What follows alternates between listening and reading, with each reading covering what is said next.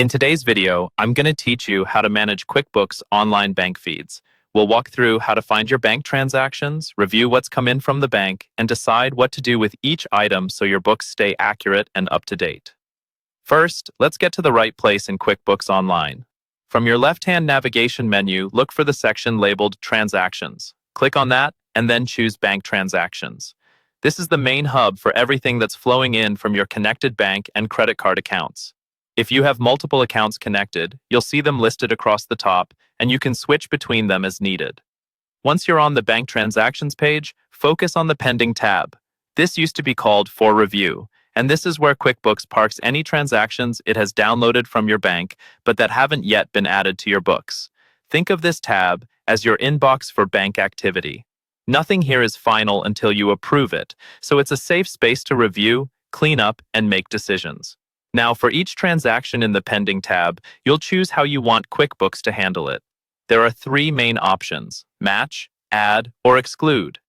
Use Match when you see a transaction that you already recorded in QuickBooks, like an invoice payment you entered earlier, a bill you paid, or a check you wrote. QuickBooks will try to help by suggesting possible matches based on date, amount, and payee. Take a moment to confirm that the details really line up before you approve the match. When you match correctly, you avoid duplicates and keep your reports clean.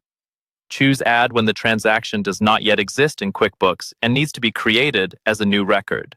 This is common for everyday expenses, deposits, or bank fees that you haven't entered manually. When you add, you'll usually pick a vendor or customer, and you'll select the right category from your chart of accounts, such as an expense or income account. Taking the time to pick the right category here will make your profit and loss report much more meaningful later. Finally, use Exclude for items that you do not want in your QuickBooks register. This might include transfers between your own accounts that you're handling differently, or old transactions from a period you've already closed and reconciled. Excluding removes them from the workflow so they don't clutter your books or throw off your balances. Work through your pending list regularly, applying the appropriate action to each item, and your bank feeds will become a powerful tool for keeping your financial data accurate and up to date.